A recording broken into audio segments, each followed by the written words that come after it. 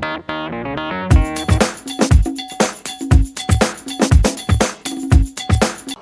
admittance into the chamber, I invite the Leader of the House to move the motion. To admit the Honorable Minister of State for Petroleum into the House for an interactive session on the recent regulation of the oil sector. I so move.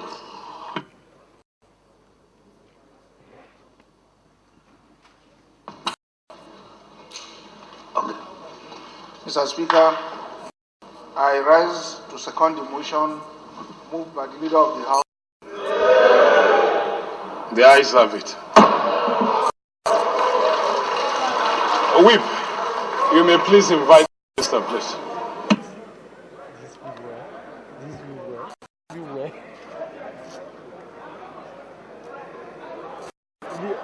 Leo the laugh.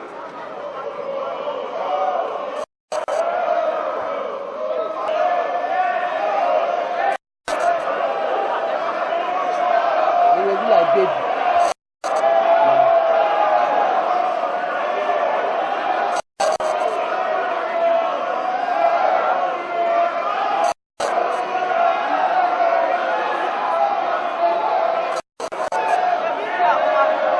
They don't come off flat.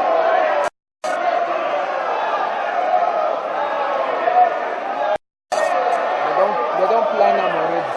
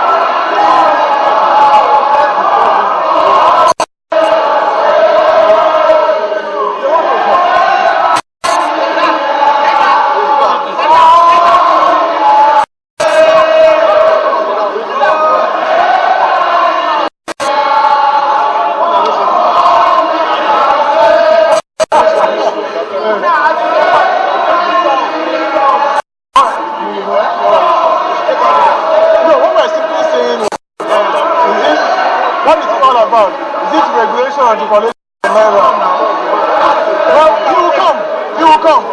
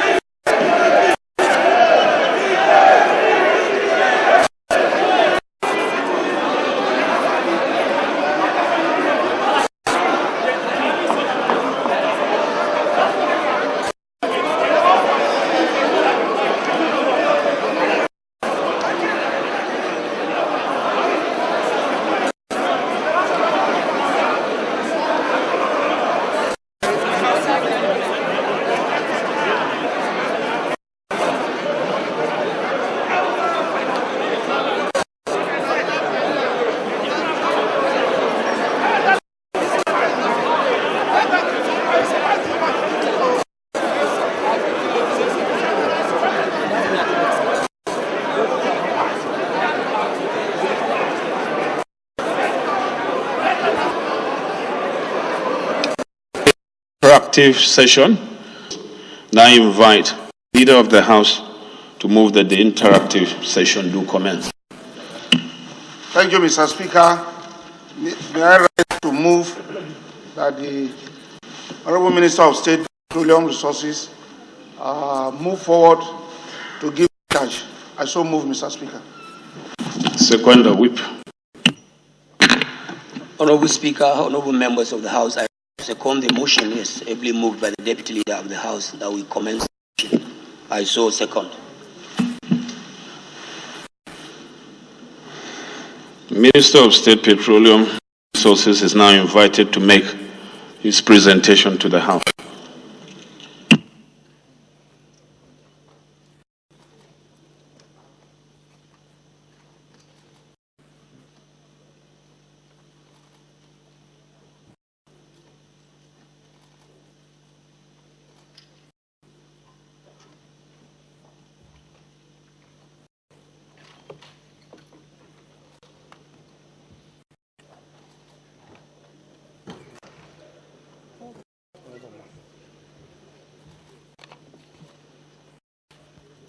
Speaker of the Federal House of Assembly, the Speaker of the House of Representatives, leaders of the House of the Federal House of Representatives, members, honorable members of the Federal House of Representatives. Good afternoon. I have come here today to dialogue with you on a decision that we took regarding the price of PMS and the need to liberalize the downstream sector of the petroleum economy.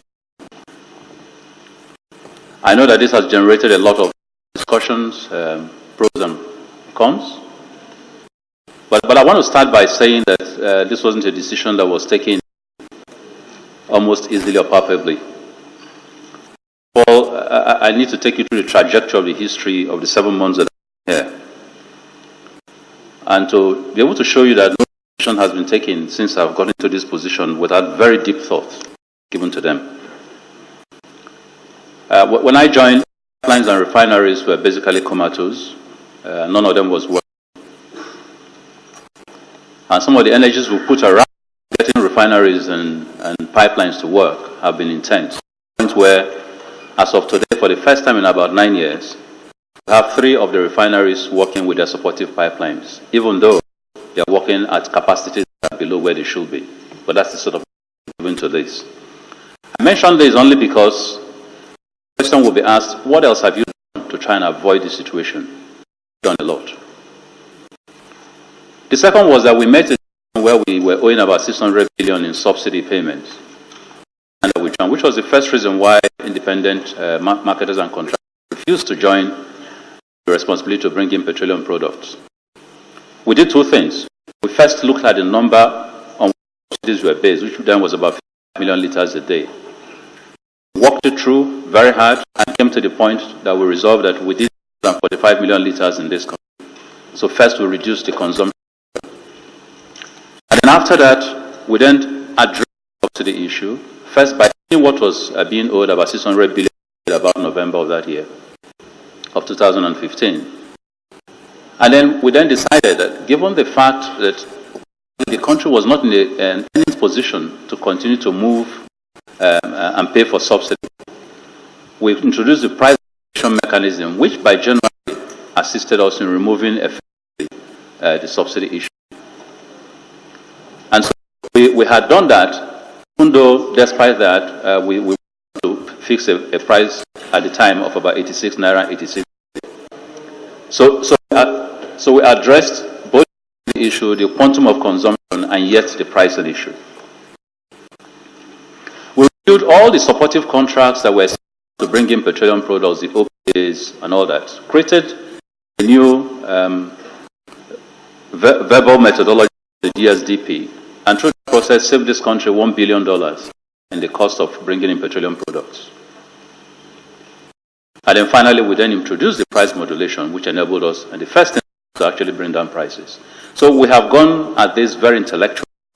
First, to find what the problem is, find solutions before where we are. Now, with this as a background, let's look at why we see an urgency of now, why there was absolutely no other alternative than what we did. No, this is not the first page. The first page we deal with why other option. Yes.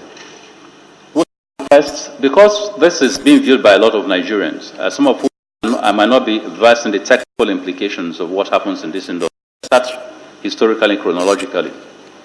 First of all, the operational model in this sector is that 50% of products are brought in by NNPC using your 445 crude that is allocated.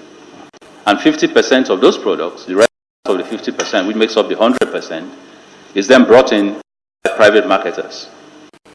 Typically, both of them work well, hands shake, then you have 100% supply, and then you do not have the queues that you had. But what happened, of course, was that marketers stopped bringing their 50%. First, because there was no subsidy paid on time. There was subsidy being for about a year before we came in. And after that subsidy was then paid, because there was no foreign exchange, to be able to address the need. And why was there no foreign exchange? It is not a name-calling or blame-giving item. It is the reality of our factual position. The very many they were not. First, there was a massive decline in the foreign earnings of the government through a 70% drop in from $110 per barrel to about an average of $40 per barrel. That depleted, quite frankly, the foreign exchange position of the government. The second, of course, was that even the crude volume itself, the basis upon which you place your price, also depleted. Today, as I talk to you, because incessant pipeline rupture happen, incessant attacks in those areas, we have basically 800,000 barrels also. We declined from 2.2 million barrels, which was the subject of, which was the focus of the 2016 budget, to 1.4 million barrels as of today.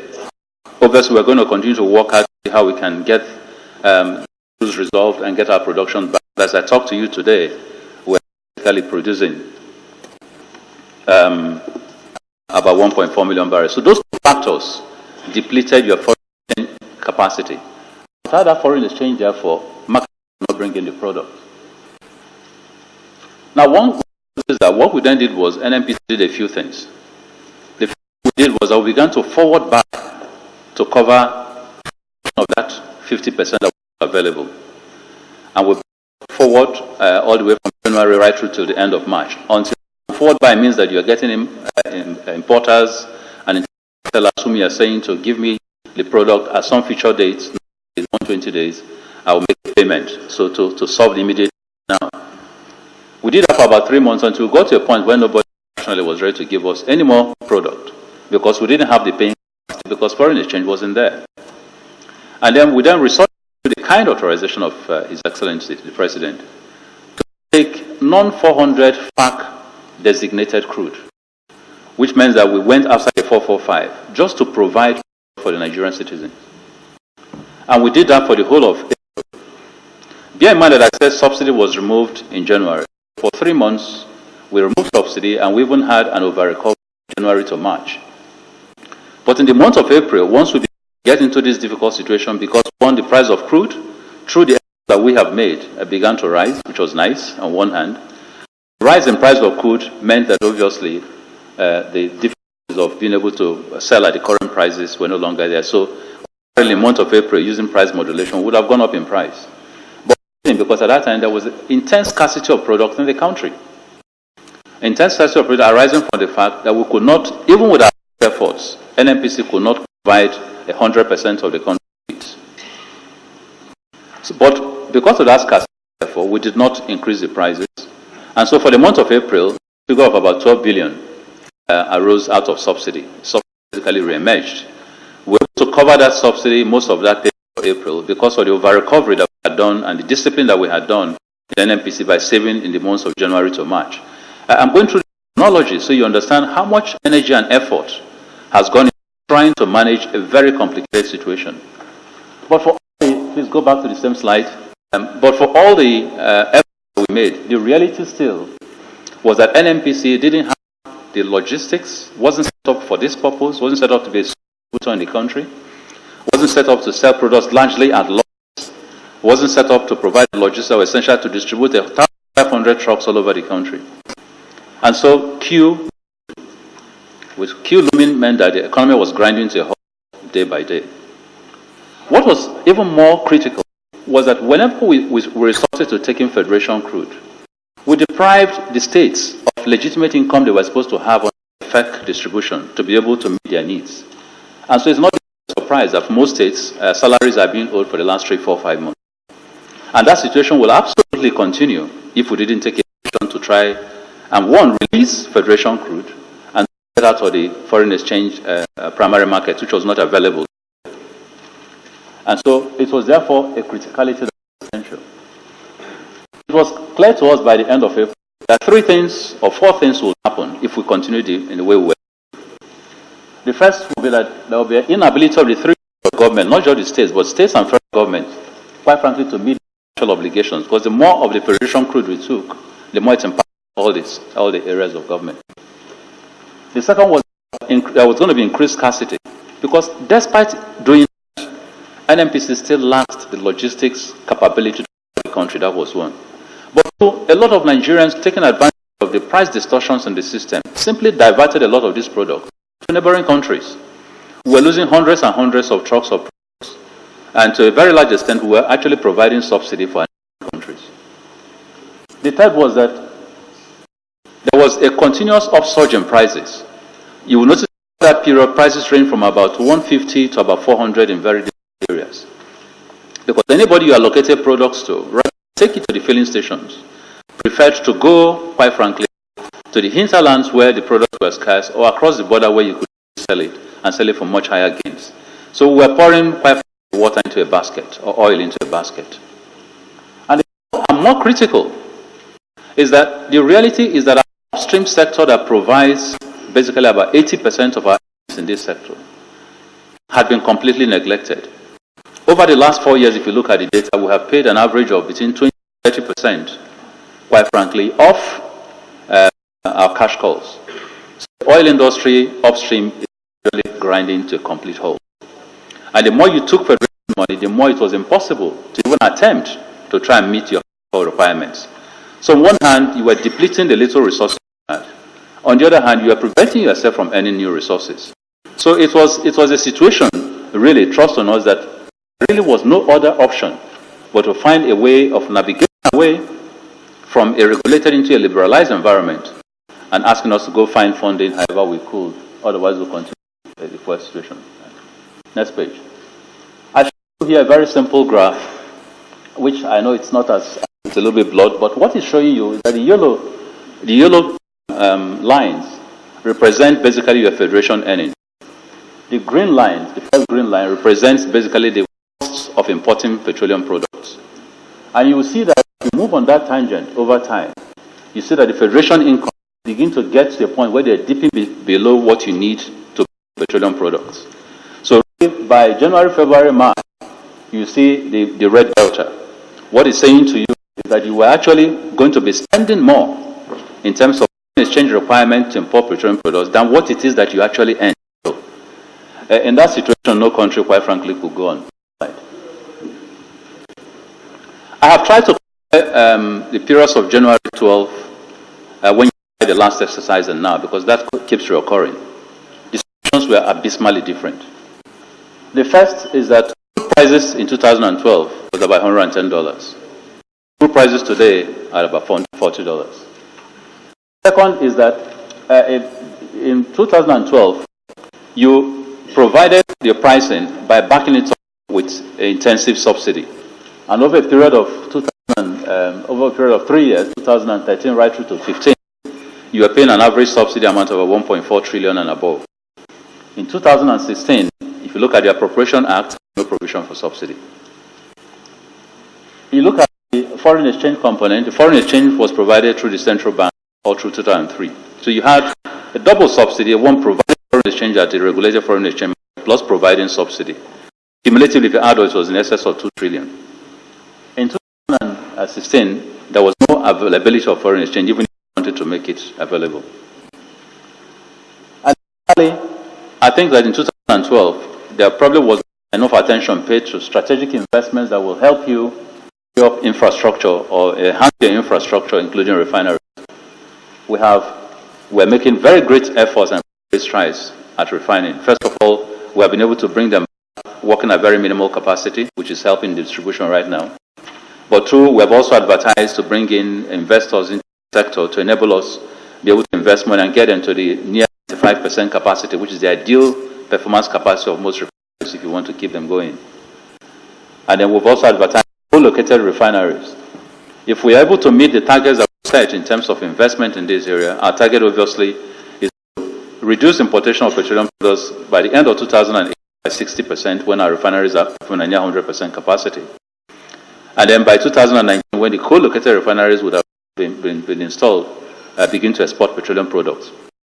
And of course, at the end of 2019/2020, there's a private refinery coming on board, which is Dangote Refinery. So you add the cumulative of 750,000 barrels that we are shooting for, and about 650,000 barrels that Dangote is shooting for, you will be producing far in excess of the needs of this country.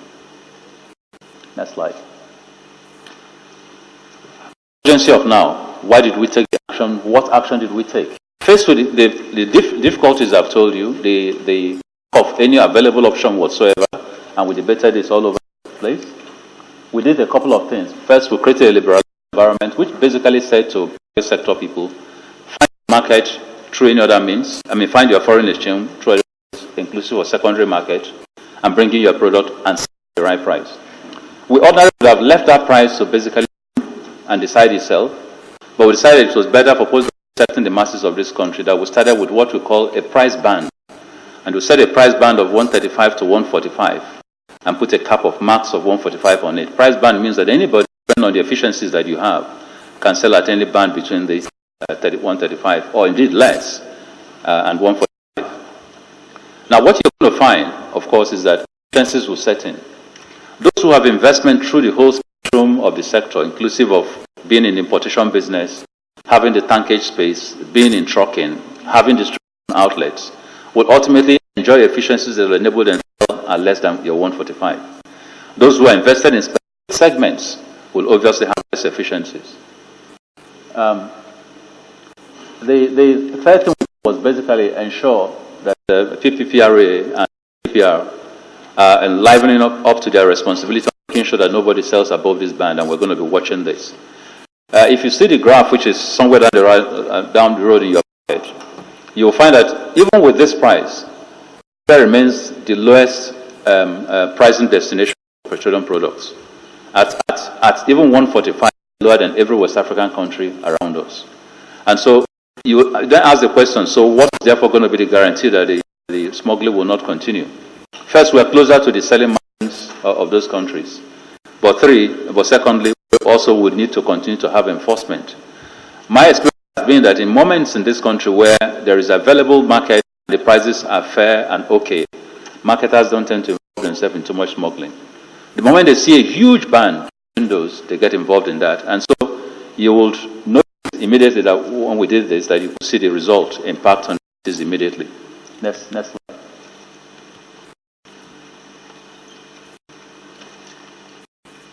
Now, what has happened so far, this ban has gone into effect, and the effects of this immediately, queues have disappeared. As of today, looking at the 36 states, there are only 1 or 2 states that still have a yellow mark. The green mark is perfect. The yellow mark is basically borderline supply. 2 states are affected. We're dealing with that. But this happened within a period of 3 days, and it sends a very clear message. We expect smuggling and diversion will reduce. It's tremendous to the point where it's not an issue. We expect that NNPC will no longer resort to Federation crude to be able to meet importation. And therefore, that over time, in fact, we'll be in a position to begin to look at the possibility of giving back some of that Federation crude. But because in a situation where the Federation crude is reduced, you've got to begin to look at other streams of income. So as markets begin to play their role, find their forex, do their business, you'll find that NPC begins to slow down the amount of Federation crude that you're taking. So the buoyancy in terms of federal income. And the indications revealed so far that marketers are taking this seriously, and we're beginning to see some of the things we never saw before. For example, as of today, we have about 3 international companies that have indicated a willingness to sell petroleum products on a bulk basis, on a Naira charge basis, not an FX basis, on the current market pricing. So what you're saying is people who will be expecting you to give them crude, give them foreign exchange, begin to look at a very dynamic market and ready to play under different rules. Very interesting. Going forward, I want to point their attention of this very exalted house to the fact that the problems of the oil industry are intense. Let's not kid about it. There's still a whole lot of things that we have to pay attention to. Infrastructure is key. We have really not, as a country, in the last 30 years, invested in infrastructure in the oil sector. Our pipelines are about 35 years old, none has been replaced. We've not been able to put gas infrastructure in place. Refineries are next to comatose and old. We're working very hard at them. Our depot facilities are critically on a down stage. So no serious infrastructure has taken place. And no country in the world will expect that the price system in the country will benefit its citizens if it doesn't invest in its infrastructure. So rather than the energy we put on PMS, we need to begin to focus on building massive infrastructure in this country, all over the country. I know how much effort it has taken me to be able to pump products from the south to the north, from the south to the east, from the south to the west. It's been one battle after another. But the time has now come to go and invest in proper pipelines, proper tracking, proper buried levels, and begin to move with the world in what we're supposed to be doing. We have to look at refining. I've told you what our goalpost is on refining. We're going to pursue that very aggressively.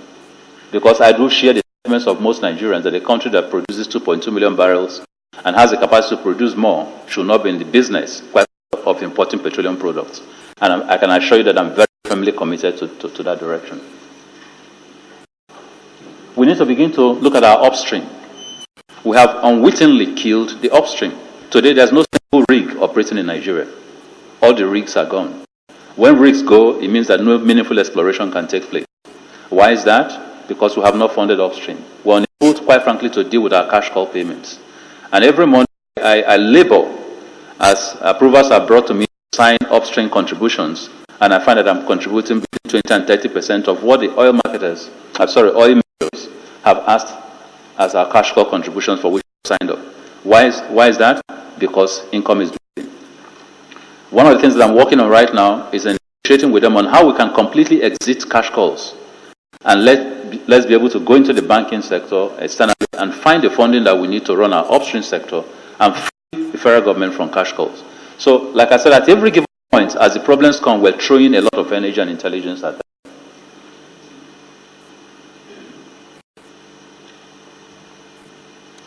We focus on gas. The industry is monolithic in its very nature, but we have concentrated only the crude. A huge amount of energy is required on gas. It requires a lot of investment because unless we get gas back to the earning block, unless we provide the right gas terms, which we are working on finalizing now, to attract the right kind of investment in gas and gas infrastructure, we leave a very huge amount of assets in this country undeveloped. We're not going to get the kind of power that we need. We're not going to get the kind of parallel income that we need. And those are areas where we need to put a lot of energy into. We need to continue to engage the public and sensitize them on the challenges of this sector so they see what we face. Because I think that the average Nigerian is so intelligent that if he gets the facts, understands what the problems are, he will act accordingly. I point this out largely so that you will see the oil industry is bedeviled with tons and tons of problems which require very immediate attention, where we are going to be called on as leaders to make decisions that are critical for the survival of this. I have had questions asked in terms of what are the social palliatives of this. First response I tend to give on social palliatives, whenever you have an increase, everybody says, okay, what are you passing back? First, let's understand what we're doing. The only amendment we have done to the template is an amendment on FX-based pricing. So there's no palliative coming from the 50% importers. They're simply getting enough money, hopefully, to find the FX. And that's still not going to be easy. Let's not make a mistake about it.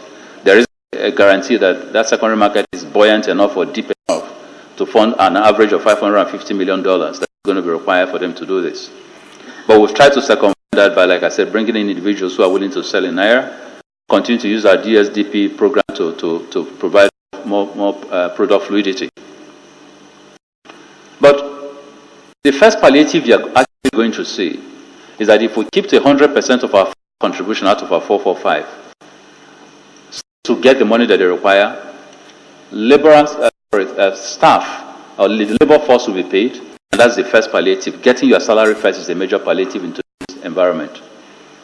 The second, of course, is the government itself has provided a lot of social investment and spending palliatives.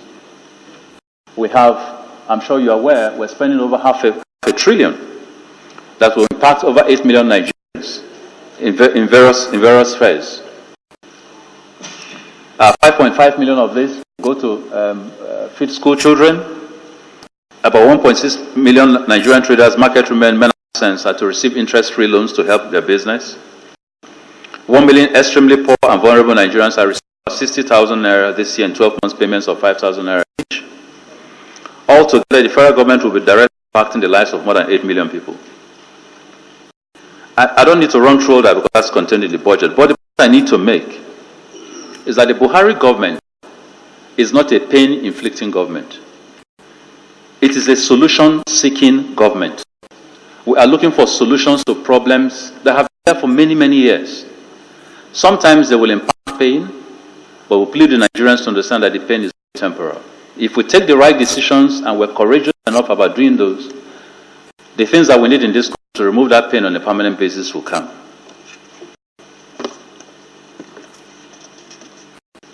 I also need to add in terms of those palliatives that, of course, more workforce will be created. Today, we continue what we were doing.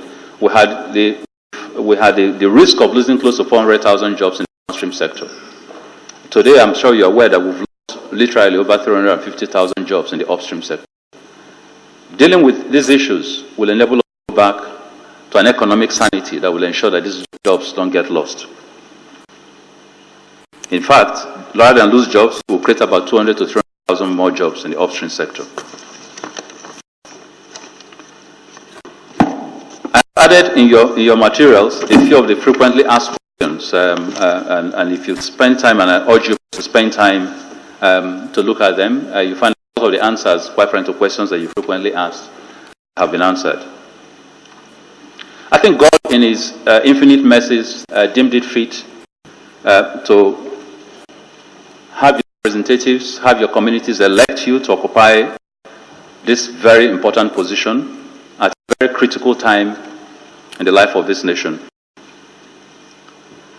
At a time when issues of very critical importance are surfacing.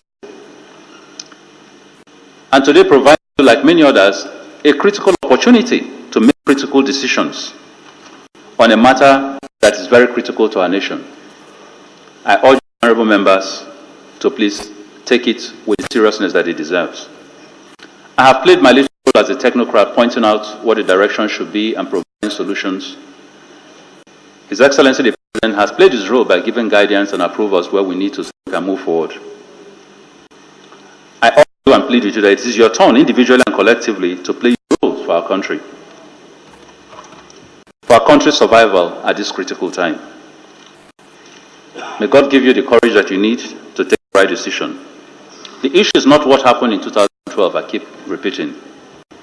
The issue is your positions today. Because as leaders, you are bound to change positions given the exigencies of the moment. That is a responsibility you owe your communities, you owe the Nigerian nation. There's a criticality of today that requires an urgency of now. And that is what we are focusing on. Again, I repeat that at no moment in the history of this country have we faced matters so plain, so functional, so determinate of our rebirth, so critical to the oil sector, so critical to our states and their income streams, and so critical, quite frankly, to the convenience of Nigerians. At no time have we faced an issue so essential to our survival and our regrowth as a nation than this issue that we face today. Therefore, honorable members, today, this moment, this time, now, I urge you, please, with God's guidance, to do what is absolutely essential and deal with a situation which has, quite frankly, no other alternative if we are to survive as a nation. I thank you very much for listening. May God bless you all. May God bless you all. May God bless our president. May God bless Nigerians. Thank you very much. So, if you have any information that's not provided, or if you think that what has been provided is not correct, you can now give us the information. Any additional information, or if there are any materials in the presentation we think are not factual first. Honorable Goni. Speaker, Right Honorable Speaker, Yakubu Dogara, my respected colleagues, I am Right Honorable Goni Bukarlawan, member representing Bursari, Gaidam Nusari, and from Yobe State. Honorable Minister, you are welcome to the House of Representatives, the home of justice. Mr. Speaker, my question is that before the removal of the subsidy, the official price was 86.50 kobo. When the federal government announced the removal of 17.70 kobo, the subsidy, you only add the removal, that price of the subsidy, that is 17 naira 50 kobo, to 86.50 kobo naira. It will give you 105 naira per liters. My question is that how do you arrive to 145 naira per liter? Thank you. There is no issue of cautioning first. If we have accepted that what has been presented is factual, that's the fact. If you want to challenge anything that has been, if there's none, then we move to questions. So we have all accepted that what is presented is factual, no errors, no corrections. So let's move to questions now. No, let's move to questions now. We will take two.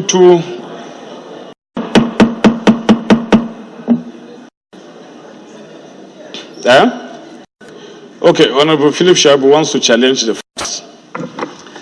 Thank you, Mr. Speaker. My distinguished colleagues, I remain Comrade Shabu Philip, representing the good people of Issaquah West and Central. I'm from Edo State. Honorable Mr. Sir, from your question and answer section of this document, and flowing from what you have said and what I've heard you said elsewhere, it is obvious that our refineries are obsolete. And I can relate it to buying a new car and buying a Tokumbo car. Who goes to mechanic frequently more, the Tokumbo compared to the new one? That's how refineries is. From your question here, I'm seeing that in 2018, you get all the refineries working. Is it the obsolete refineries that you are struggling to maintain, or new refineries that you are coming? Then that's the question, Honorable Philip No, from the Shuaibu. document. That's the question, please. 2019. No, it's from the document. It's not question time. We are going to questions now, Okay. and then we'll start from this row. Honorable Dixon Taki. Not being able to pay salaries to their workers. And then you drop this thing in their labs without information, without education, so that they will either prepare or that. Now, my question is, why, if we're deregulating the downstream sector, why do we place a cap on the ceiling of the prices? Because if we are encouraging other people to come in and invest in this sector, I thought that we should leave the prices to market forces. It's standard practice that market forces will allow prices go down on their own or go up if there are no players. That's my first question. Second question is, you talk about palliatives, the money that will be paid to graduates. What are the modalities your ministry or government is using to choose those unemployed graduates? It's here. So, Dixon, take your first question. We'll move to Honorable Yakubu. go straight forward to your question so that we can have time, please. My name is Yakub Abiodun Balo, representing the good people of Lagos Island to Federal Constituency. Well, the question is that I listened to the Labour president this morning on AIT, and what he was saying was that at the meeting that you held that led to the 145 naira per litre, it wasn't that amount that was actually agreed, and even the 120 naira per litre that was agreed by those at the meeting, he said he wanted to go and tell the other members of his union so as to bring the final something. Just then they had the announcement. Secondly, sir, what is the landing cost to NNPC or to the private marketers of a litre of petrol? Thank you very much. Thank you very much, Mr. Speaker. Honorable Minister, my question is not on the details of your presentation, but on the situation on ground nationally. We are in a democratic setting, and we have separation of powers, the executive, the legislature, and the judiciary. And we have also a decision-making, if you like, channels and processes for taking national importance decisions. I want to ask you, why is it that you do not follow or toe the line of constitutionality by channeling your decision to deregulate this very important lifeline sector of our economy by following strategic decision of national importance, by, in other words, by when you do all your studies, you bring it to the National Assembly, we look at it, even if we will now look at it over the weekend like it's done, the best practice is all over the world, and you just implement it and now you are coming to do damage control. That's my question to you. Thank you. Honorable Nibe.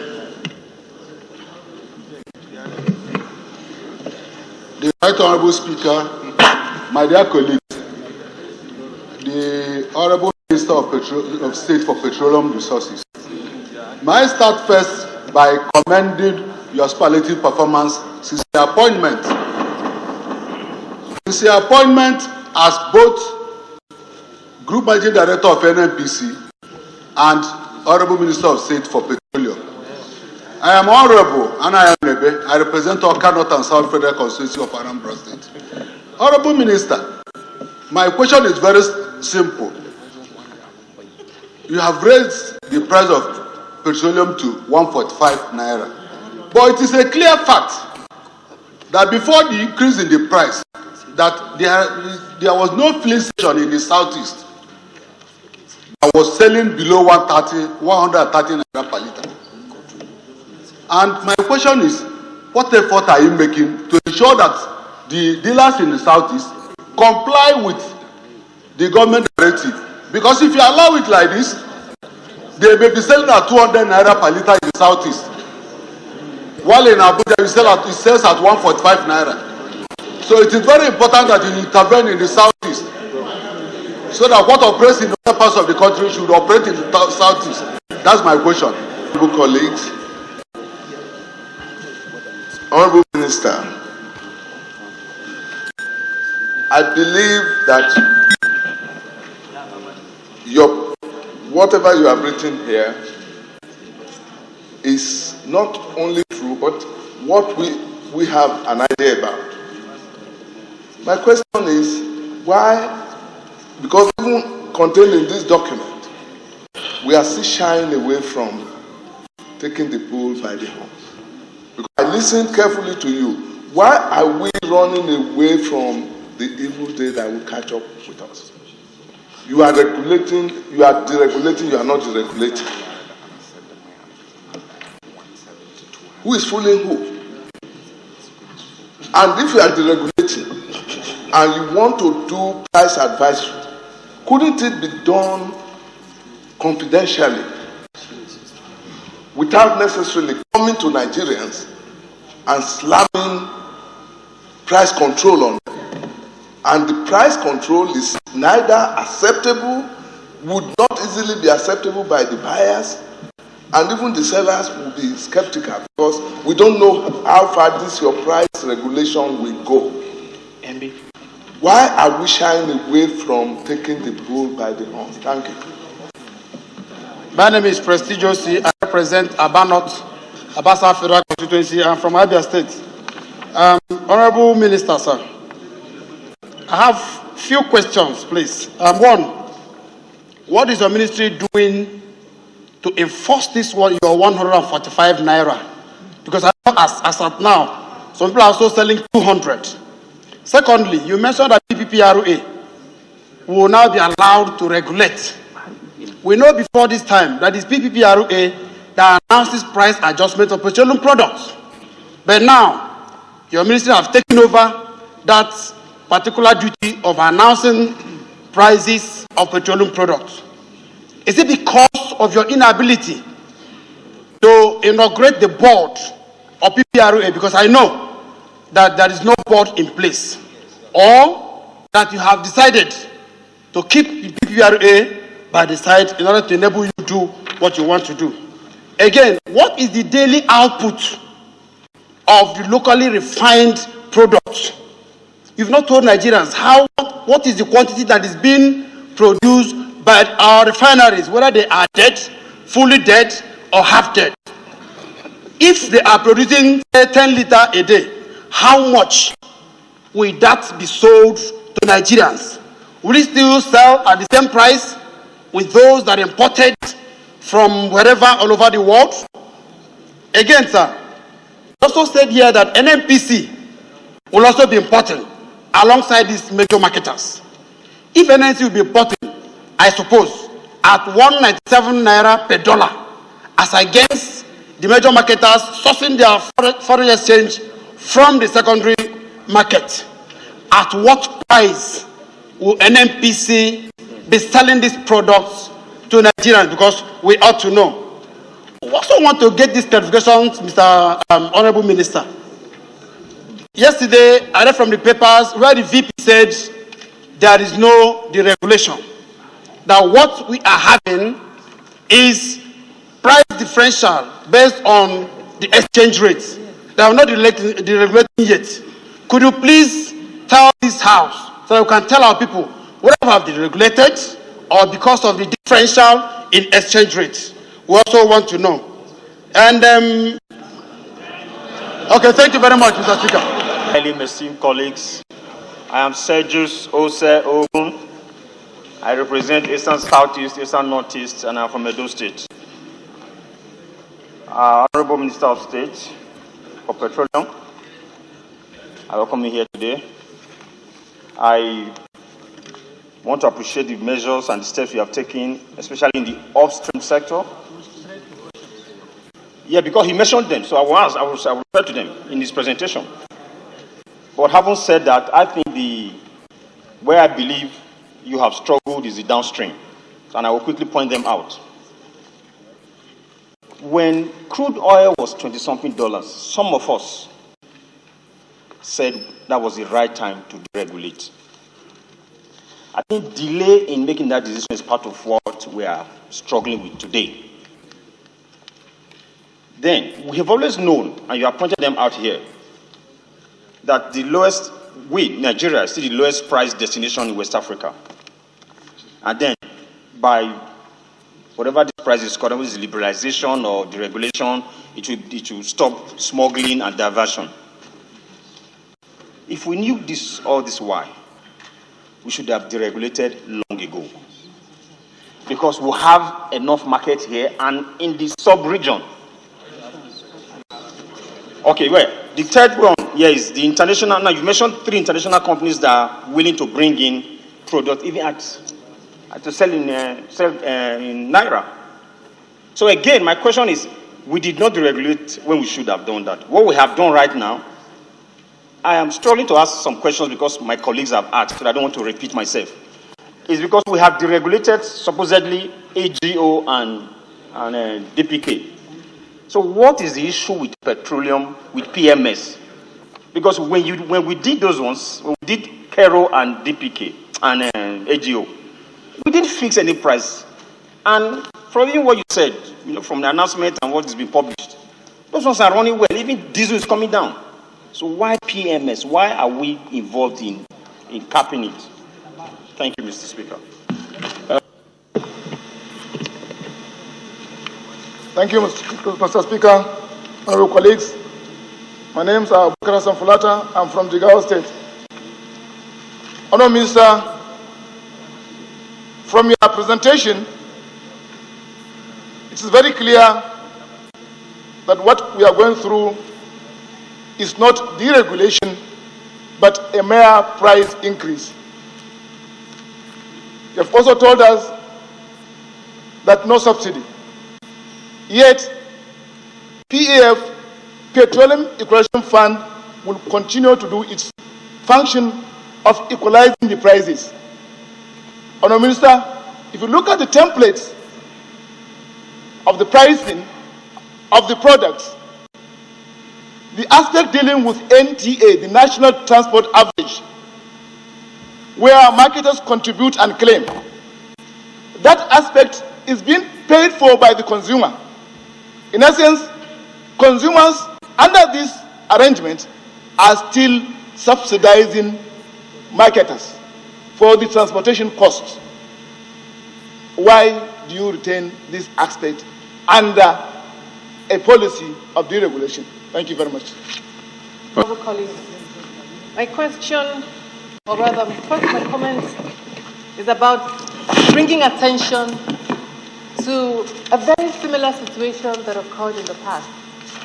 If Nigerians read this day, up to date, the regulation of common sense approach, our now House leader condemned almost everything that is happening today, because back then it was a different government and a different time, but his comments were very clear.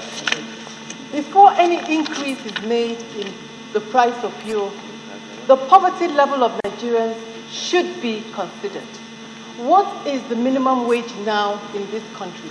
The minimum wage is about 20,000 naira. 18,000 naira, please correct me, Honorable Member. And most Nigerians can hardly afford to put 3 square meals on their table. Is this the right time to talk about fuel increase or fuel hike or subsidy removal or whatever it is? Mr. Speaker, honorable colleagues, is this the right time to bring this to this country? Secondly, this same government promised that all our refineries will be working in 1 year, fully functional. Is that what we have? Has the APC government provided that? Are refineries working to the extent that they should be? Then, I also want to ask the question. We have the PPRA and the Price Control Act. Mr. Speaker, on this same, in this same chambers, you stated very clearly that the only body that has the right to fix prices are the PPRA after due consultation with the board. And you said in your comments, as far as you are concerned, the board has not been set up.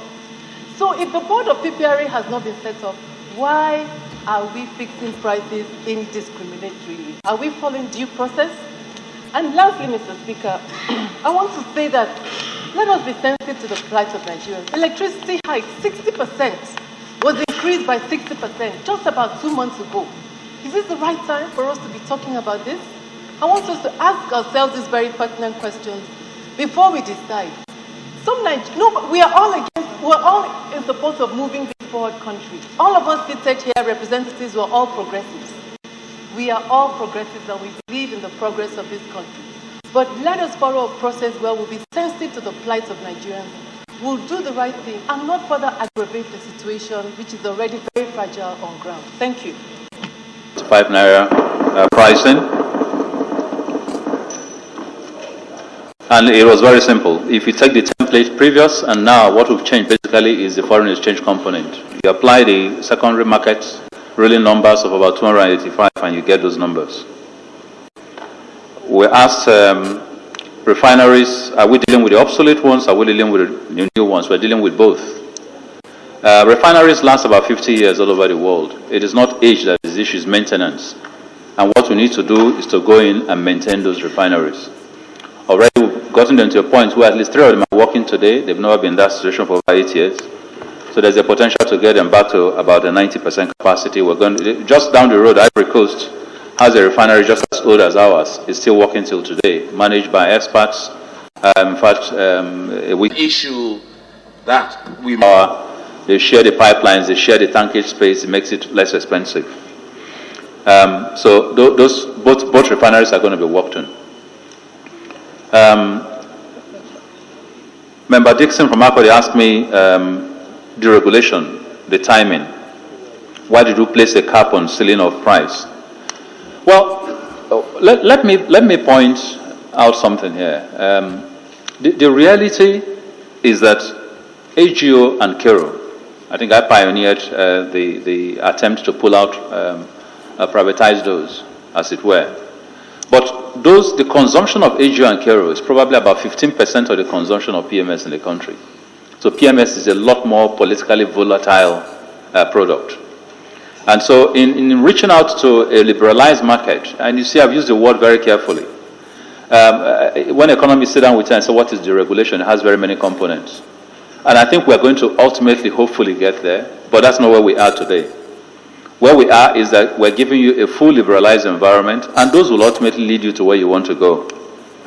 And the reason we have placed some level of upward cap on it is for the same reasons that you are complaining that this is not the right time, we don't want to take advantage of Nigerians, is to make sure that somehow in a transitory mode, those prices flush in and quietly settle.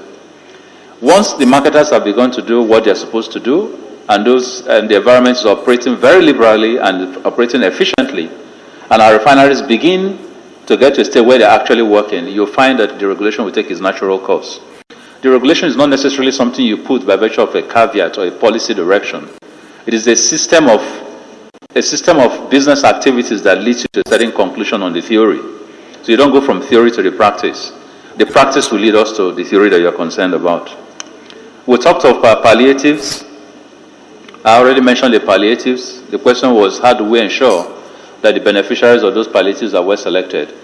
I want to trust that the federal government will do those. NNPC and ministry is not necessarily the one who's going to do that function.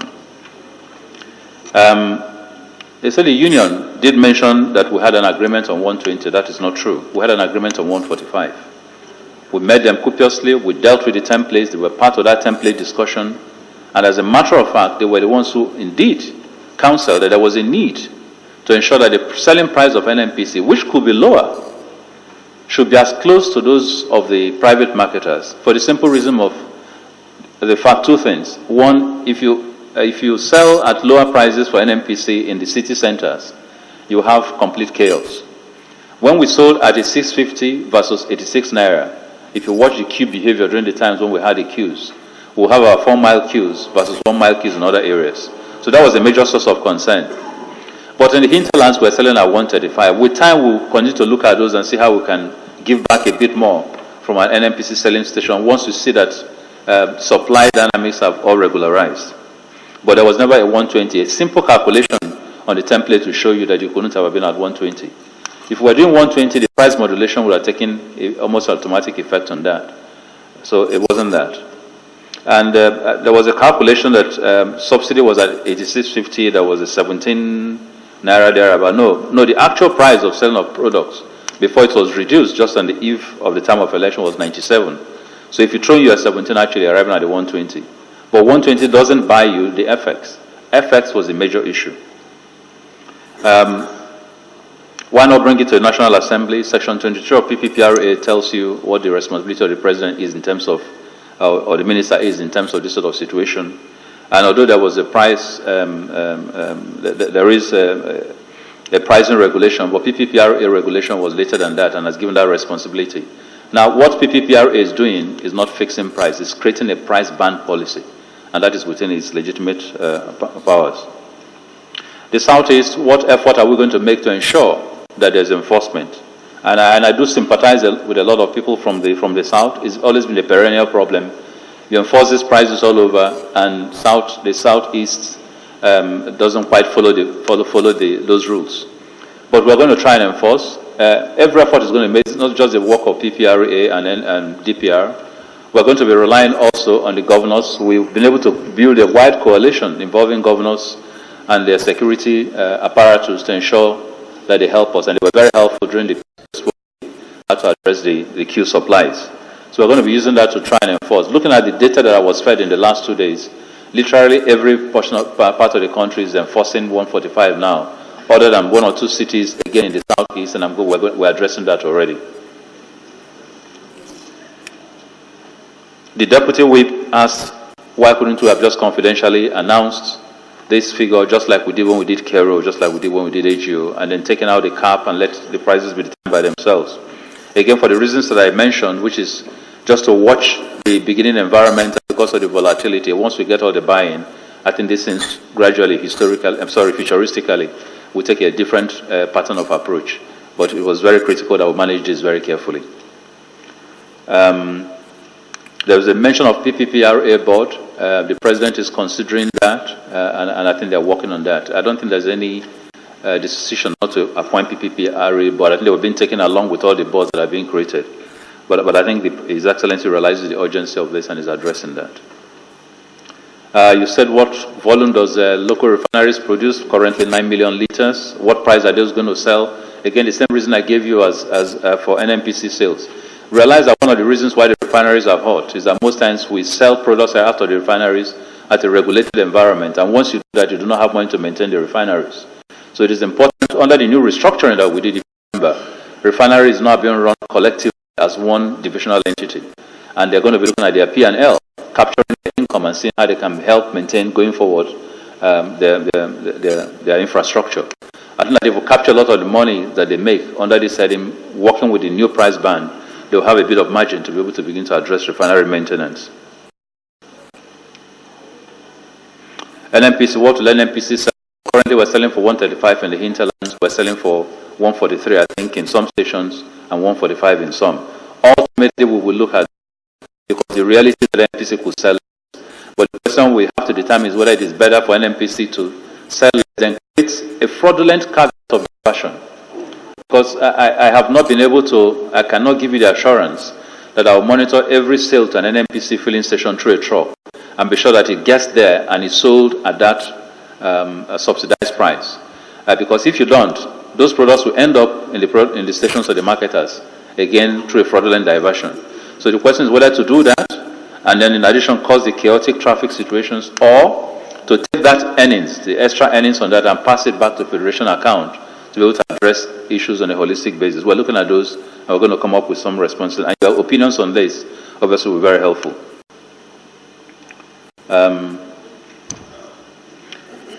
Mention was made of what the Vice President said in terms of this not being deregulation, but this addressing exchange rate. I think everybody's trying to run away from the nomenclatures. You know, quite frankly, at the end of the day, the practice on the field will tell you where we have arrived. I wouldn't want to go into the economic semantics of what it is called. I've called it liberalization, but you are the one talking. I've called it liberalization. I have called it liberalization. Now, East to South, why have we not asked? Why have we not deregulated? I think, like I said, the question is obvious. I think this helps you liberalize the field, and the regulation will follow its own due course as practice happens. We've seen AGO work, we've seen DPK work, and that is true. And I believe that PMS ultimately will work in such a way that the prices will also be impacted. Today, we're selling AGO at 30% less than the market even predicts, and we should be able to get that with PMS. Is this the right time to do this? There's never a right time. It's where we are today. It is a time that is inevitable. It wasn't an issue of could we or couldn't we. We're in a situation where we have no option really. If we have to pay salaries, if we have to continue development, if we have to survive as a country. So I think the time has been thrust on us by destiny and by fate. I think those were the questions. Colleagues, the Honorable Minister. My name is Honorable Leo Kuwe Ogo, representing the Isoko Federal Constituency. I'm from Delta State. Let me first and foremost state clearly that you came in with the concept of dialogue. And for me, I believe this is more like putting the cart before the horse, because this decision has already been taken. And it's like, passing the information of your decision to us. The issue here I want to raise, my Honorable Minister, and I see you like a technocrat. In 2012, our former President Goodluck Ebele Jonathan, decided to remove subsidy. In the issue of your budget, you said clearly to us, or rather your Vice President said also, that they have not removed subsidy. But in the budget itself, there was no provision for subsidy. So I really cannot see the explanation. Where you didn't provide for budget that you presented, and you are telling us that that subsidy has not been removed. So it beats my imagination. That may be another nomenclature. Now the issue here, my Honorable Minister, is that in 2012, our former President Goodluck Ebele Jonathan, decided to remove subsidy in the interest of the project Nigeria. And the present government that we are all part of, including the President with all due respect, and all of them all over the country, raised that issue of, save Nigeria. Now, I put a question to you, as a technocrat, in retrospect. Looking at the savings we will have made so far, from that 2012 to date, we're probably close to almost, if I'm not wrong, almost 6 trillion has gone down the drain. Don't you think President Goodluck Ebele Jonathan was a man that saw tomorrow? There are two.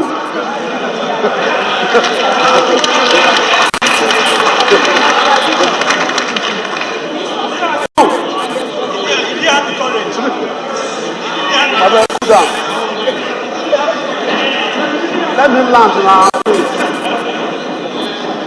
Two.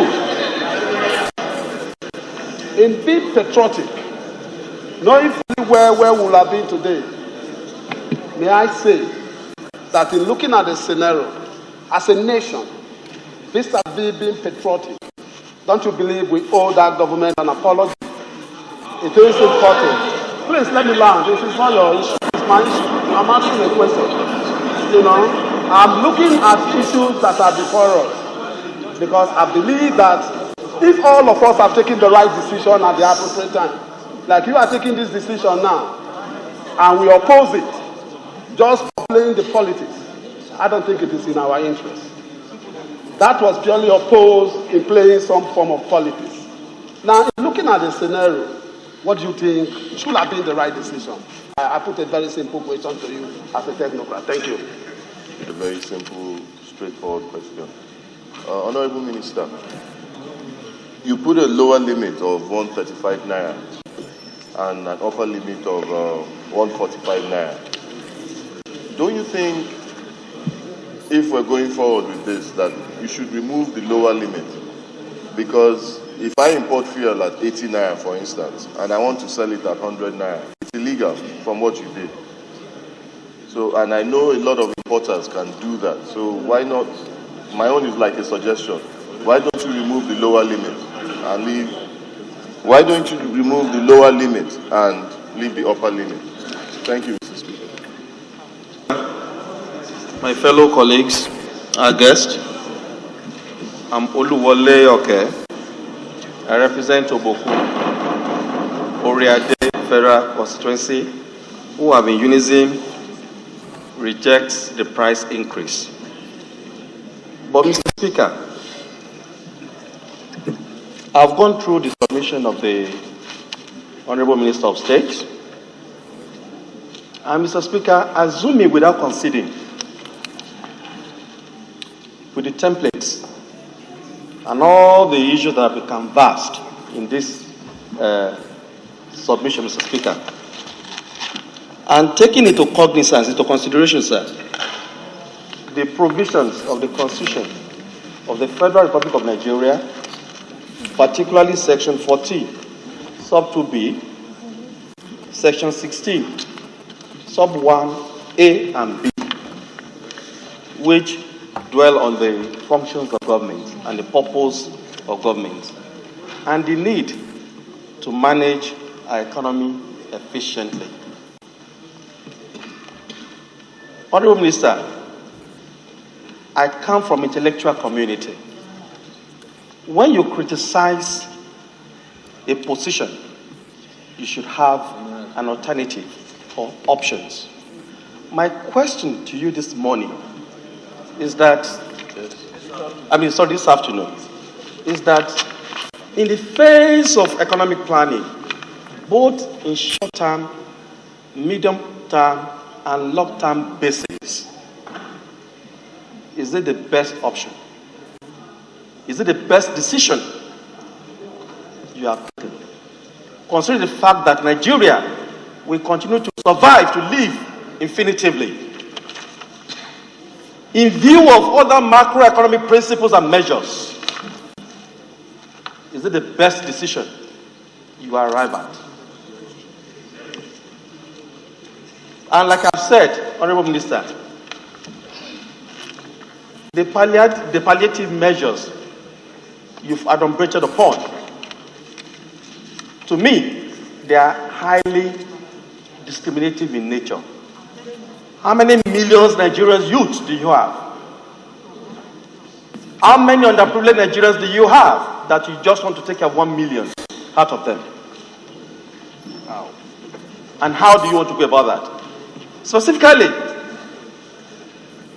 I agree and I concur with subsidy removal, which I refer to PDP economics. And I thank you for being pragmatic for adopting PDP economics. Honorable Minister, if I were to be in your shoes,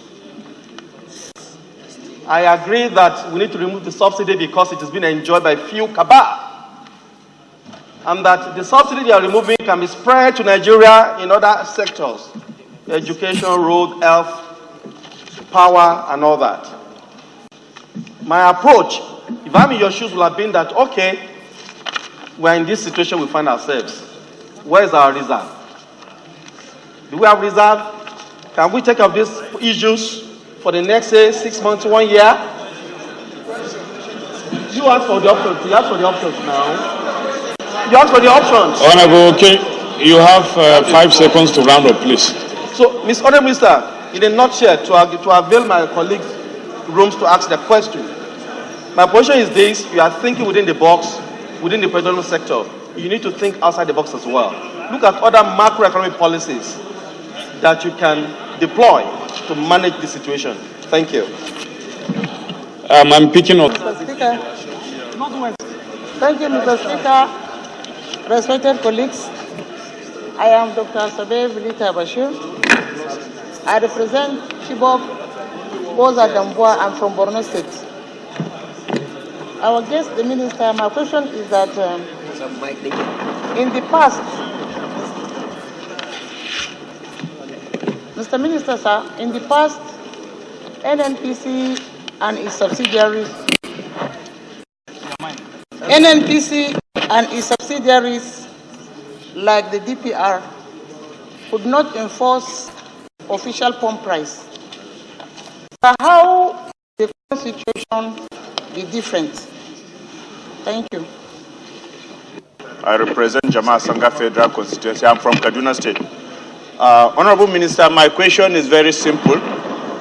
I want to find out, at the current price of 145 naira per liter, is this full cost recovery? And if it is so, do we now take it that when the dollar moves, the price will move accordingly? Thank you very much. Thank you, Mr. Speaker. Honorable Minister, I have a number of observations and one question. Honorable colleagues, I believe the point has been made regarding the situation the country finds itself in. we understand that it's a difficult time. We all have constituencies, and we know because they speak with us and they tell us, and we are also part of this citizenry. We also pay electricity bills.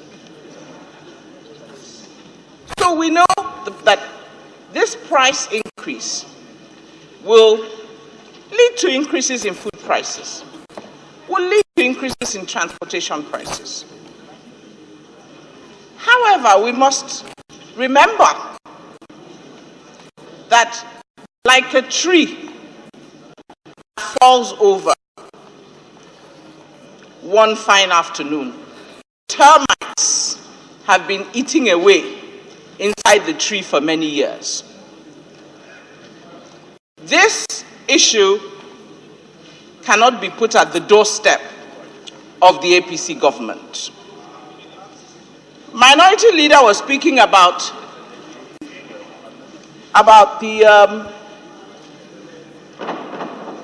the attempt to remove subsidies in 2012. Honorable colleagues, it was a different time and a different place, under different conditions. Honorable colleagues, I believe we need to deal with the realities at this time. We need to deal with the realities now. We don't have time. We do not have time, honorable colleagues, we do not have time to give it 6 months to discuss it. My question, honorable minister.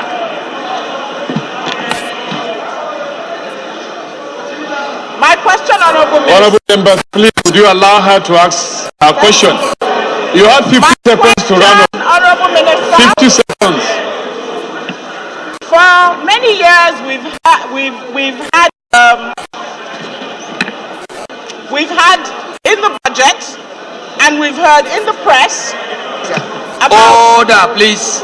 Honorable members. About order, please. Maintenance contracts. Honorable members, please. For Nigeria's refineries. Honorable members, silence.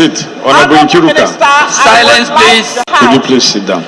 Honorable members, please take your seats and let's have some silence, please. How we got to this point where our refineries have not kept up in terms of maintenance. Secondly, I would like the Honorable Minister to enlighten the House about the progress that has been made with refinery licenses that had been issued over the last 2-3 years, and how come none of our local refineries are still working apart from the LMA and the Kaduna refineries. Thank you, Mr. Speaker. So all the zones. Thank you very much. It's order, please.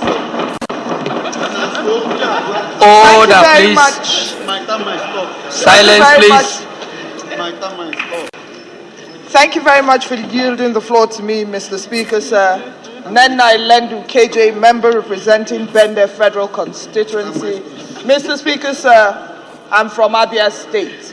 The Honorable Minister, I'd like to welcome you to the very hallowed chambers of the House of Representatives, and I'd like to ask a couple of questions. I listened with rapt attention to your submission, and you speak to the paper, but let me, before I even do that, speak to the minority leader of the House and state very clearly that it is evident that when you're in the driving seat, the view is very different from when you're a passenger. But having said that, Honorable Minister, I want to ask you certain questions. And you speak to running away from the nomenclature. You speak to liberalizing, deregulating, whatever word it is. I'd like to ask you that post-liberalization, post-deregulation, post-subsidy, whatever, to borrow your words, nomenclature you choose, what price modulation, what are the immediate, midterm, long-term plans to halt importation of petroleum products, because that is the issue, I believe. And Honorable Minister, I've listened to you and I've seen that you have spoken very glowingly and flowingly about these issues.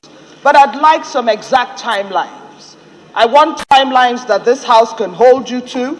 I want timelines that the Nigerians can hold you to. Because the reason for that is that we believe that the reason that Nigerians are groaning under what it is that you present to us today is the fact that we have hope that tomorrow will be better. So we want to know when this importation will stop, when we stop subjecting ourselves to the market forces of your deregulation, liberalization in such a way that eventually Nigerians will actually start to benefit from the fact that we are an oil producer nation. That is one question. My second question, Honorable Minister, is that oil price crash, we should be boosting our production. And you spoke about it, you glided over it. You glided over it. I heard something like that, but you just glided over it. And I'd like to understand what it is, and I think this question should have come from my first question. This question is that with the oil price crash, we should be boosting our production, because only then will we, of course, boost the production that helps us get the very dire figures that you've given us. Yes. With almost no drilling going on, what are the steps NNPC and you were taking to boost exploration in the hope that we'll be able to shore up on what it is and, of course, move Nigerians in the direction that we all obviously want to? Thank you very much. Members, Honorable John, except you change your democracy, I think Brenda has spoken for the Southeast. Mr. Speaker, fellow colleagues, I'm Linda Chuba Ipiazu, representing Onitsha North and South Federal Constituency. I'm from Anambra State. Mr. Minister, you spoke about the issue of liberalization and that you haven't done deregulation. And I may refer you to question number 4, I think page 11 of your submission. I don't agree with the fact that you haven't done deregulation. I'll tell you why. Then I'll ask you my question.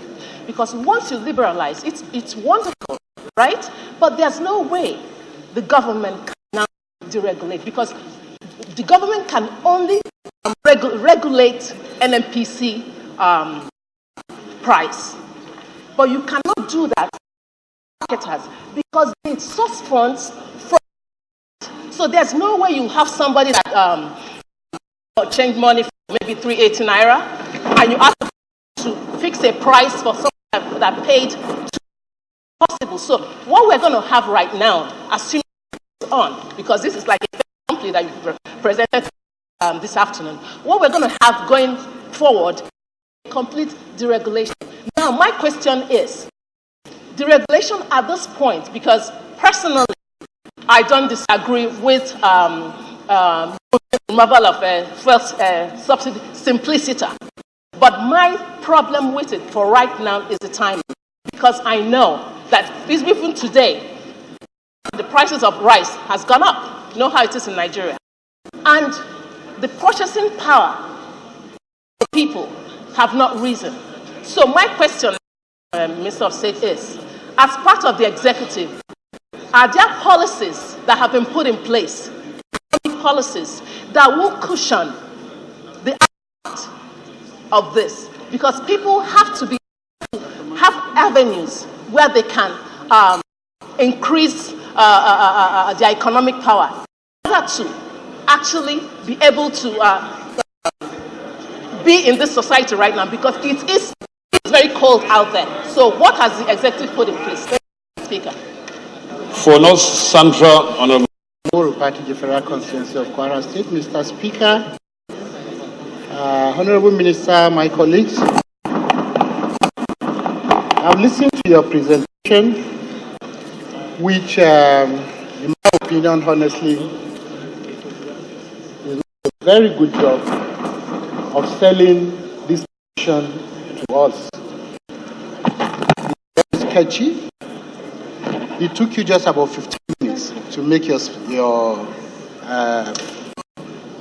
presentation on such an important issue that has to do with the lives and well-being of the people of Nigeria. In large numbers, 170 million Nigerians. To begin with,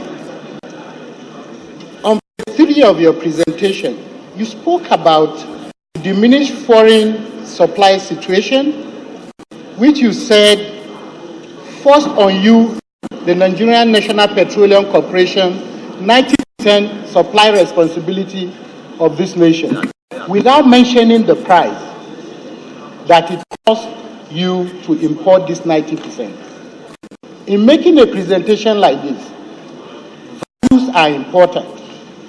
I would like to know what value is that 90% that you imported since October 2015. That is number one. Why is this value important?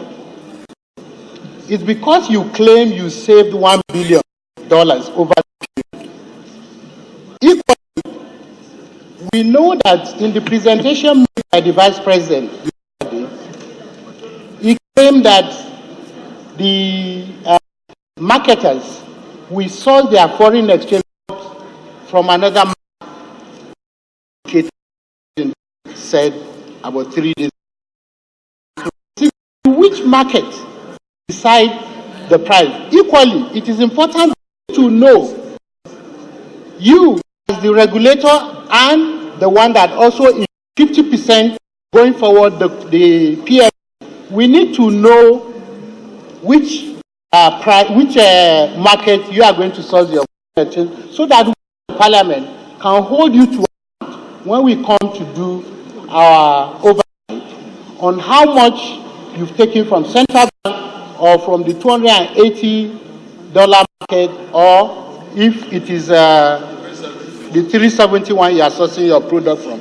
That is the first question. No, Patrick, it's okay. The second one. Please, you have spoken enough. Okay. For South, Honorable Daniel Reneju. Honorable Daniel Reneju, representing Warri Federal Constituency. Mr. Speaker, my colleagues, Honorable Minister, I have listened to you very carefully during your presentations. Can you speak to your mic, please? It's like your mic is off, done. I heard you talked about co-location of brand new refineries, which means we may be having 3. One in Kaduna, Warri, and Port Harcourt. If that is true, Mr. Minister, you will recall that in the past, our former president, President Olusegun Obasanjo, privatized some of these refineries, but was reversed almost immediately as he left power. Would you have done something different? Or are you contemplating at this moment, are you contemplating ever privatizing some of these refineries? Will it be in the interest of this nation if some of these refineries are privatized? Because I ask these questions against the background that most people always say that the government has no business being in business. And I will tell you that what major problem that we have with most of our facilities and our infrastructure, most especially when it is run by government, is lack of maintenance. Turnaround maintenance are not done when they ought to be done. So we'll do privatize, we'll do contemplate privatizing any of these refineries, as the case may be, during your tenure. Thank you, sir. Northwest. My name is Honorable Abbas Tajuddin. I represent Zaria Federal Constituency of Kaduna State. Mr. Speaker, the question to the Honourable Minister is on the greenfield refineries, which the previous administration signed agreement with a consortium of investors from China, of which the target completion period was supposed to be even last year. What is the present minister doing to ensure that the green refineries, particularly the one in Kogi, is realized, because it will help in sorting out this problem of forced casting. Thank you, Mr. Speaker. Not is Honorable Isa. Isa Hassan, Mohammed, representing Jamare Itas Gadau. I'm from Bauchi State. Mr. Speaker and honorable members. Silence, please. Honorable members, silence, please. By the year 2020, United States of America will be the highest producer of oil. So imagine your consumer becoming the highest producer. That means the demand of our own international product is not needed from them. Then a lot of African countries are now coming on board having oil, like from Angola, Ghana, Sudan, Chad, Cameroon, please. Members, take your seats. That means we have no option than to diversify our domestic product. That means we have to tilt from the monolithic culture of the economy to keep diversifying. Honorable Chidoka, the other option we go back have to your seat. is to look inward and open more refineries. Like in each zone, we need to have one at least refinery in each zone. At least we need to have 6 refineries. You know, oil has a multiplier effect. If one sector of the economy is affected, every other sector of the economy is being touched. Then finally, the question is to Honorable Minister once again. You are the Minister of State, you are the Managing Director, you are a lawyer of sound repute, but truly what is happening is like you are operating unconstitutionally. You can't be an operator and at the same time be a regulator. I don't know if our opposition members will take us to court. Mr. Speaker, I'm afraid what is happening. That's why most of the problems, accusations are coming from other quarters that he's the all-in-all in oil industries. That's why he has no supervision. He's the only person doing everything in the sector. Thank you. Southwest will be Honorable Kazim. And Honorable Kazim from Abeokuta North, Obafemi Owode and Odeda Federal Constituency. I go straight to my question. Honorable Minister, sir, have you ever thought of partial deregulation while you are taking your decision? Bearing in mind that our refineries are not 100% in action. So, the price in which we are putting the petrol today, we should think of what we are producing in our refineries and correlate it with the subsidy price. Then we can know what percentage to subsidize. That's one. The second part of it is the multiplier effect on the economy. This will reduce savings by workers, and eventually this will automatically reduce the loanable funds by financial institutions, which automatically also will reduce the ability of small-scale industry to perform very well in the economy. Thank you very much. We have listed, but just 1 minute though. My Honorable Speaker and dear colleagues, our visitor, the Honorable Minister of State, Petroleum, you are welcome. My question is very simple. We have a situation about the insecurity, about the vandalization of the pipeline. For a long period of time, there have not been a movement of crude through the pipeline. But today, a selfless Nigerian decided to go about doing the needful. They say, ask not what your country can do for you, what you can collectively, individually do for your country. Receiving a letter of concept from NNPC, which of course, you are the boss. Now, today, the rehabilitation have been carried out by this selfless Nigeria. How do you intend? What is the way forward to pay? Because a lot of billions have been put into this. Is there a plan to pay the investor, this Nigerian, who did this for us, for all Nigerians? Because it was just letter of concept. Because so that we want to encourage others, so that at the end of the day, we don't want to see people that will say, I am not interested about saving our dear population. Thank you. Silence. To tell them that you are taking a very costly decision at a very critical time. And the decision you have taken is one that is trying to source for a solution to problems that have been created, not just this time, over the years. This is a very good clarification, and I think it's an important point that we need to commend you for being bold to tell Nigerians that we are trying to solve a problem created in the period of several other years. And my question that comes to you at this point, Honorable Minister, Honorable colleagues, is that in the course of your submission, you made a very critical reference to the drop we have in the volume of the crude we secure daily, which by the projections of the year 2016 budget is put at 2.2 million barrels a day.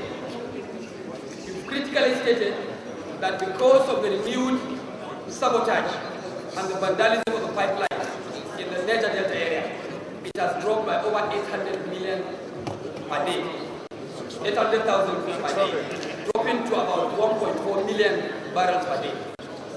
One would have expected you to, at that point, which I would now want to ask you, to share in confidence with Nigerians and the House of Nigerian people. What plans are you really taking, practically genuine plans, to resecure the Niger Delta in the face of this renewed vandalism? It's a very important point because you are discussing with the Parliament here, where we have relevant committees that interface or synergize with relevant government agencies, including the security agencies. Taking this advantage to share with us in confidence what we are doing about the security of the Niger Delta will place our committees in a vantage position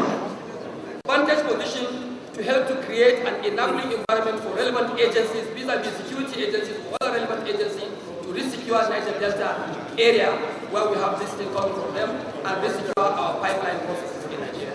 That's my question.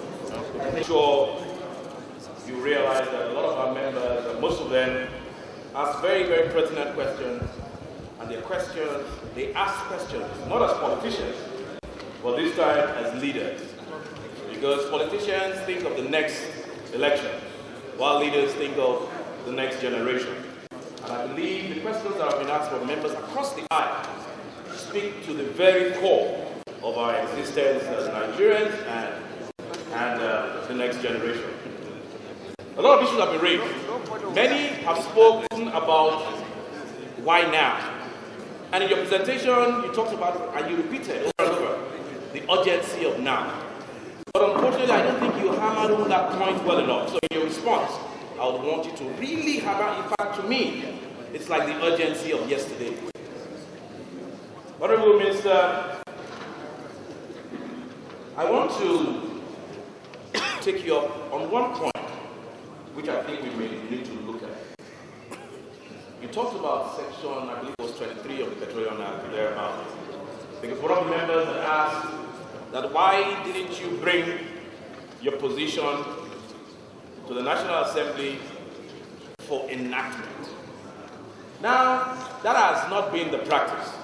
But in looking at that provision of the Act, I want us to go back, perhaps after today, and look at the provisions of section perhaps 51 or 58 thereabouts, or 59, 51 or 59.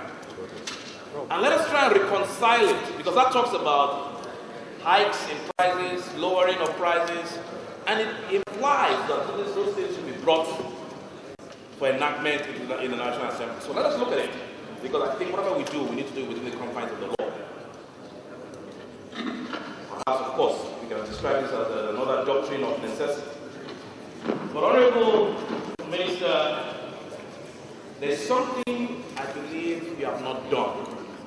And I believe you have dropped the ball in going around and communicating, and I'm not talking about you as a person, I'm talking about the government, in communicating to Nigerians. There's something, I started doing my research, because the impression people have today is that this problem is isolated to Nigeria. A lot of people believe that this is a peculiar problem, peculiar to Nigeria. Honorable Minister, there's something I read called crude awakening. Not rude awakening, but crude awakening. What you have not done is a comparative analysis of what is happening to all oil-producing countries in the world. In doing my little research, I found that even Russia, that is 70% dependent on oil, has hiked its interest rate to 17% to strengthen its ruble. Venezuela, 60% inflation, declared a 60-day economic emergency, and they began to raise taxes, which we haven't done. Saudi Arabia, with all its deposits and its $700 million foreign reserve, has actually raised its pump price by 40%. And they didn't do this yesterday, they did it in December. Bahrain, the same thing, they cut subsidies. Qatar, 30% hike in petrol price since January 14th. And they're now selling at about 140, equivalent 140 naira. They cut subsidies as well. They cancelled the national health care system. Mr. Honorable Minister, the same thing applies in Iran, Iraq, and the rest of them. There is no country, no OPEC country today that can balance its budget, not one. Because the average that is needed for them to be able to balance their budget is about $100 per barrel. I want you to address these issues globally, in the global context, not the Nigerian context. I think if we do that, people will begin to understand that this is not isolated, this is not a Nigerian problem, but a global problem. And if we don't do something fast, we might run into trouble. We've talked about nomenclature, we've talked about semantics, deregulation, liberalization. Well, here's one for you. Because members have asked, the public have asked, why would you deregulate and cap at the same time? How about protecting deregulation? Which is exactly what you have described here. Perhaps you want to elaborate on that. Protecting deregulation in the sense that you are protecting the masses from exploitation of the few. And these are the issues that I think we should engage people more. And I think you have made a mistake. Some of us have gotten into trouble because of that. My position has been well documented. Members have knocked me here. My articles in 2010 have been published in the papers today. But like you have rightly said, this is about the urgency of now. The exigencies are different. We will run into trouble if we don't go the way other OPEC countries are going. And that is my position, and I'd like you to clarify that, members. Thank you very much. I like the coinage of urgency of yesterday. Perhaps that tells my story better. But the reality, like I've emphasized, is we're in such dire straits that if there were other options open to us, we probably would have exploded. But our income stream, our foreign exchange reserve position, the need to address these issues quickly. Most OPEC countries, so that data is already in your system. And it clearly shows that over the last 12 months, every single member of OPEC has exited subsidy, has increased fuel pricing, and even countries that are so blessed by virtue of the sort of reserve potentials, including UAE and Qatar, who have the highest reserves in the world, have all pulled up subsidy and increased pump prices quite dramatically. Because the reality is that without that, they did not believe they would be able to balance their budget. And even at that, they're running deficit budgets. So it's a global problem. And Nigeria can therefore not sit back, given the fact that Nigeria even earns less with 170 million people. We can't sit back and refuse to take an action. The greatest difficulty for this country will be not to do something when we are faced with stark realities of difficulties. I think we'll be failing our polity. Is it deregulation? Is it liberalization? One thing I do know is that going forward, as much as is possible, the private market sphere will help us determine the prices of these products. Because the reality is that no matter how much we do, those individuals who have been moved, like you correctly said, to the secondary market will have the opportunity to sell their prices at a price that gives them enough compensation to create incentive to continue to bring. Now, whatever title we call that, the time will tell what it has become. But we must not also fail in our responsibility, like the majority speaker pointed out, to ensure that in doing this, and all over the world, that has been the situation. You do not have perfect deregulation all over the world. Governments have a responsibility, even in the US, to ensure that prices do not go asunder. Ultimately, the hope is that market forces tend to help you determine your pricing. And so that if you decided fairly ridiculously to get into a pricing environment that is far in excess of what the general market trend is, you'll be left with your product in your tanks. And that may well happen. But in the transition introductory phase, it will be a grave error in my view not to ensure that we're at least keeping a watchful eye on those. And I buy the suggestion of the honorable member who said that we should de-emphasize the lower band and emphasize more the upper band, and he's absolutely right. The only reason why we talk of 35 to 40, 135 to 145 band is to capture the NMPC activity. We have placed no band at all in terms of the marketers who are bringing in products. Because we expect, like in case of AGO, that the trending behavior of pricing will be such that ultimately we will sell these products lower than the prices that we see them today. By the time our refineries begin to work, and somebody's asked when will that happen, we've given very clear mandates in terms of an 18-month spread within which to get our existing refineries cleaned up sufficiently, reformed sufficiently to be able to hit at least over 90% capacity. Those will help us reduce dramatically the volumes of products that we import. In terms of our the other refineries, we're looking at 2019. We have heard about the green refineries. I need to study again what really has happened to some of them, because those haven't been brought, quite frankly, to my attention since I resumed. But different from that, we've had about 65 modular refinery licenses issued out. Nobody has come forward yet, taking advantage of those refinery licenses. And one of the policies of government will obviously be to give some deadlines within which, if nothing happens, we'll have to cancel those licenses and give them out to individuals who are willing to make the investments that are essential to bring refining. Let me, however, say that as attractive as building many refineries are, a time will come when really the surplusage in the investment in refinery will be such that you will find that you are overbuilding. Because if you're building with a mind to have a crude supply, you've got to look at what is the total volume of our crude availability for these refineries. And therefore, I think that if we met our 750 and Dangote, who is far gone now, meets his 650, and we create some opportunities for some modular, smaller refineries in some of these Niger Delta areas, where we do need to recognize some of the very mediocre technologies, see how we can bring them to some level of organization where they can put some investment in those refineries. I think we would have met some of the needs that we have and also be able to meet much more exportation. Of course, most refineries in the world do not necessarily have crude supplies. They import their crude wherever they can find it. And as a line of business, that's something we'll begin to look at futuristically.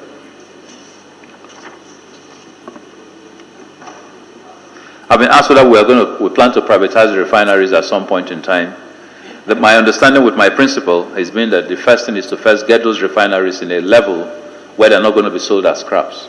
And that is actually why we've invited investment on a loan basis to get them built up to a point where they're at least something you can then put out in the market in a way that is otherwise we'll be selling scraps really.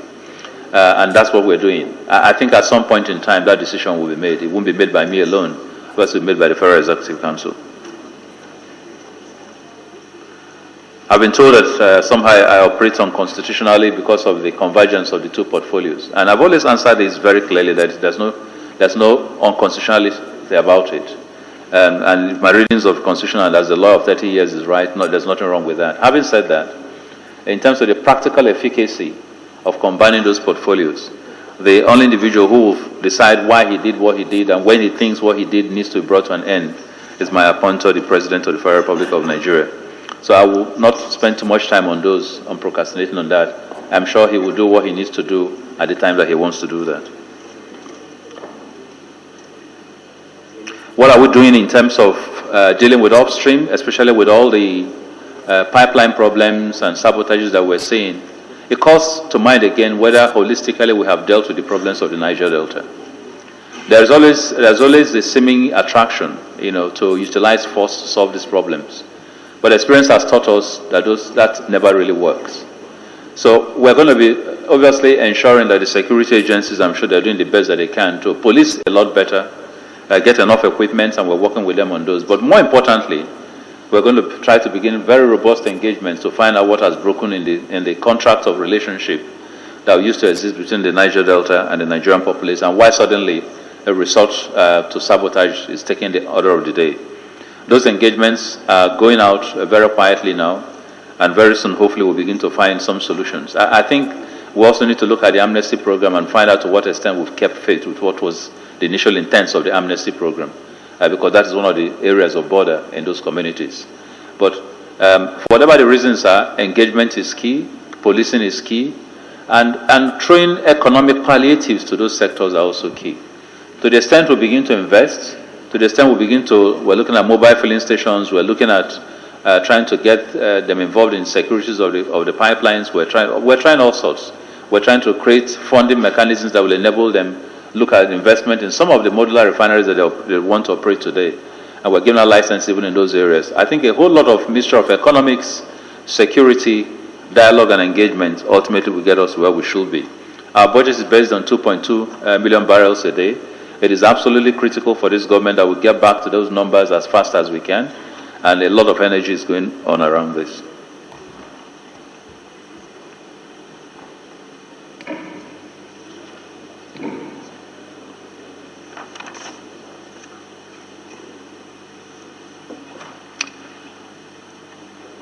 I don't know if there's anything that I'm missing.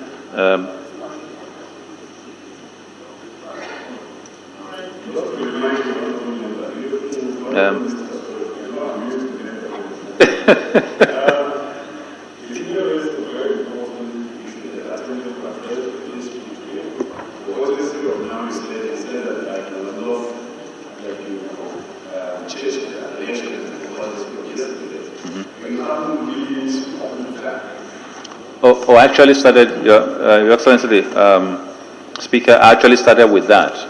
I told him I liked his phraseology better, but whether it's an urgency of yesterday or an urgency of now, it connotes a sense of huge, abundant urgency. And I've again re-emphasized why that urgency came straight into our doorsteps. Lack of foreign exchange earnings, depleting volumes in terms of crude volumes, and the non-participation of private marketers in this, the breakdown of law. Yes, and if we do not do what we're doing now, I've said in my materials that the queues will be back in very full force. There will be complete social disruption. FAC obligations will not be met. Governors will not pay salaries. Federal government, in fact, will not pay salaries, not just, and probably members of this honorable house will not be able to very easily, cushionly receive even the emoluments that they're entitled to in very quick order. That's the reality. That's the urgency of now. The urgency knocks on our door on every day and every minute that we stand here. So, and then of course, in addition, we also mentioned that the upstream sector, which we have not funded sufficiently, will completely collapse. And so we need to get back to a point where we reserve whatever monies we have to address the problems. And I look at the honorable member who mentioned whether there was an apology that was owed or not, and because I'm not a politician, I'm not able to put together the nuances that requires an apology. But what I do know is that the former president never declared himself to be a pastor. So foreseeing tomorrow is only the prerogative of pastors. Thank you very much, Your Excellency.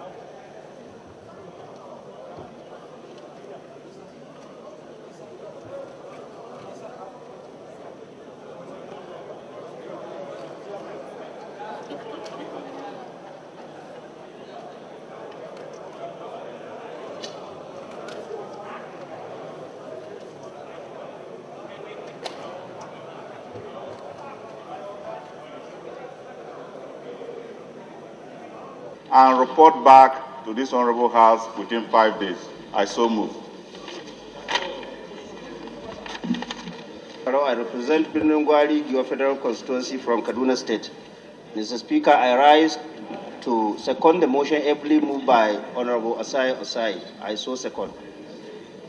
Aye. Those against it say nay. The ayes have it.